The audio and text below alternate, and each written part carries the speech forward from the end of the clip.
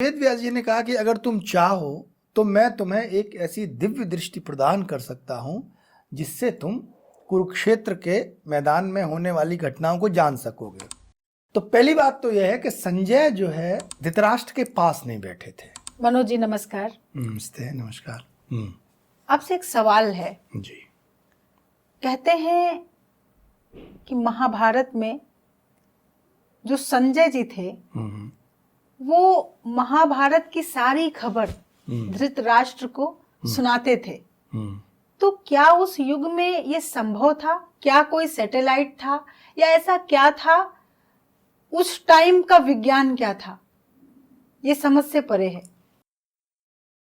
देखिए, अभी आप टेलीविजन पर देखते हैं, एक लड़की है सुहानी शाह जी। अभी आप लाइव देखते हैं ना। जी जी। तो वो जब कोई बैठा होता है तो उसका माइंड रीडिंग करके पढ़ लेती है। आप बागेश्वर बाबा को ये मान के चलो कि वो धार्मिक कर्मकांड करते हैं, लेकिन वो एक मैजिशियन है। तो क्या होता था कि पहले लोग बहुत लंबी लंबी तपस्याएं करते थे अपने काम को सीखने के लिए। बहुत सारे लोग हंस सकते हैं इस बात को लेकर, बहुत सारे लोग इस बात को लेकर ये कह सकते हैं क्या इस ज़माने में ये सब बातें, पर ये बात सत्य है। पहले का एक म्यूजिशियन होता था, एक सिंगर होता था, इतनी सारी चीज़ें नहीं होती थी, उसके बाद भी उसकी आवाज़ की खनक ऐसी होती थी कि आज भी इतने सालों के बाद जब हम सुनते हैं तो पुराना कोई गाना सुन के देखिए। तो वो लोग दरअसल इतना रियाज करते थे, इतनी मेहनत करते थे कि चीज़ें जो हैं वो बेहतरीन हो जाती थी। अब जहाँ तक संजय का सवाल है, तो पहली बात तो यह है कि संजय जो है धृतराष्ट्र के पास नहीं बैठे थे। इसका पूरा मैं आपको जो महाभारत में वर्णित है मैं वो घटना आपको सुना रहा हूँ जी। ये जिक्र भीष्म पर्व में आया है। दरअसल क्या है कि वेद व्यास जब युद्ध की संभावनाएं तैयार हो जाती हैं कि अब युद्ध होना है, तो महर्षि वेद व्यास आते हैं, धृतराष्ट्र से बात करते हैं। तो धृतराष्ट्र पूछते हैं कि क्या कैसे हो सकता है और मेरे पुत्र कैसे लड़ेंगे। तो वेद व्यास जी ने कहा कि अगर तुम चाहो तो मैं तुम्हें एक ऐसी दिव्य दृष्टि प्रदान कर सकता हूं जिससे तुम कुरुक्षेत्र के मैदान में होने वाली घटनाओं को जान सकोगे। तो धृतराष्ट्र ने कहा कि नहीं, मैं ये बिल्कुल नहीं चाहता जी, क्योंकि मैं अपने पुत्रों को मरते कटते हुए या सगे संबंधियों को मरते कटते हुए नहीं देख सकता। तो फिर विकल्प निकाला गया। बोले अब आप कुछ ऐसी व्यवस्था कर दीजिए जो मुझे हालचाल मिलता रहे जी। तो फिर ये दिव्य दृष्टि संजय को दी गई, पर वो दिव्य दृष्टि ये नहीं थी कि संजय हस्तिनापुर में बैठकर देख सके। उसके लिए संजय को कुरुक्षेत्र के मैदान में जाना था और वहां जाकर बस उनको इतना वरदान था कि तुम पर आक्रमण, मतलब तुम मारे नहीं जाओगे। दूसरी बात यह कि कोई भी व्यक्ति जो मन में सोचेगा, माइंड रीडिंग, वो तुम कर सकोगे, है ना। और जो आपकी आंखों का दृष्टि का विस्तार है वो बढ़ जाएगा। तो कुरुक्षेत्र में कहाँ क्या घट रहा है ये सारा अंदाजा ठीक ठीक आपको हो जाएगा।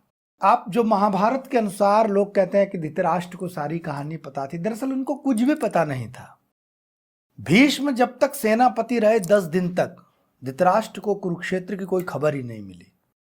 जब भीष्म मारे गए तब संजय गए जी। और वहां जाकर उन्होंने आंखों देखा हाल 10 दिन का धृतराष्ट्र को सुनाया, और सुनाने के बाद फिर लौट के कुरुक्षेत्र आए।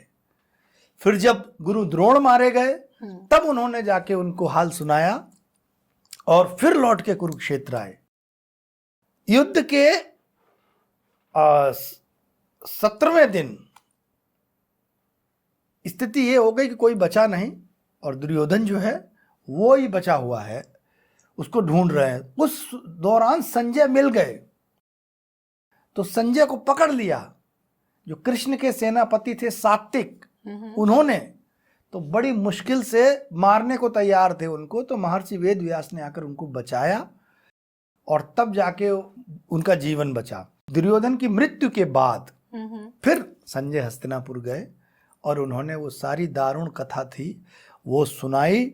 और मतलब मृत्यु के बाद दुर्योधन जो है 18वें दिन के युद्ध के बाद जब युद्ध हुआ तो उसकी जंघा तोड़ दी, तो दुर्योधन की मृत्यु नहीं हुई।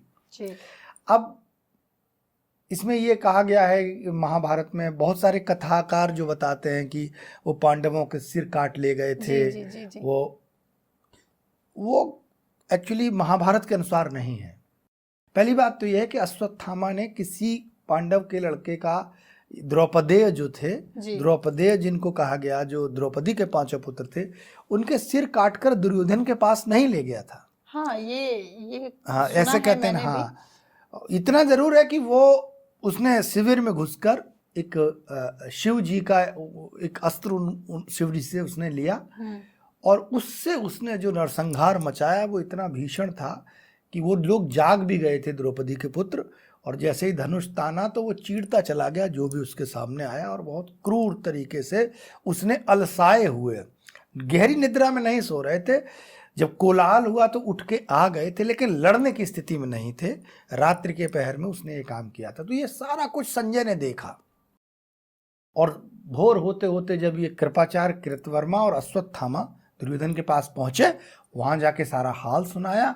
सारा हाल सुनने के बाद दुर्योधन की मृत्यु हो गई, और जैसे ही मृत्यु हुई संजय की दिव्य दृष्टि चली गई। अच्छा, ऐसा हुआ? हाँ, फिर उनकी दिव्य दृष्टि चली गई। जी। फिर जो कुछ उनको याद जैसे था, दुर्योधन की मृत्यु तक का समाचार उन्होंने वहां सुनाया। उसके बाद फिर संजय के पास कोई ऐसी शक्ति नहीं रही। तो विशेष काल में जो भी विशेष विद्या होगी वो प्रयोग की जाएगी। आज के समय में सैटेलाइट टेक्नोलॉजी, टीवी, व्हाट्सएप, ये सारी चीजें हैं। हर समय, हर युग में, अपने दौर में कुछ न कुछ अपनी जो जीवन की जो सुविधाएं थी, आदमी ने अपने हिसाब से जुटा ली थी। आप ये कहकर हंस सकते हैं कि पहले ज़माने में ऐसा कुछ नहीं था, ऐसा बिल्कुल भी नहीं है। प्रत्येक युग में कुछ न कुछ विशेषताएं ऐसी रही हैं जी, जो, वरना ये जो चक्र की परिकल्पना है, अगर नहीं होता तो इतना बड़ा ग्रंथ में सिर्फ परिकल्पना के आधार पर नहीं चल सकता है। इतना महान ग्रंथ अगर उसमें बहुत सारी बातें लिखी हैं तो वो सिर्फ और सिर्फ बातें नहीं हो सकती हैं कि केवल बातें कर दी। तो ये महाभारत का एक पक्ष था कि संजय को जो दिव्य दृष्टि दी गई थी वो कुरुक्षेत्र में जाकर युद्ध का हाल देखने के बाद वो हस्तिनापुर से नहीं देख सकते थे। उनको जाना पड़ता था। हाँ, इतना जरूर था, उनको जो अश्व दिए गए थे बहुत पावरफुल थे, बहुत तेज दौड़ते थे। तो वो आके हाल सुनाते थे, सारी बातें बताते थे, जो शंकाएं धृतराष्ट्र की होती थी वो दूर करते थे, और फिर कुरुक्षेत्र में जाते थे। बहुत आभार आपका, आपने बहुत अच्छे से समझाया।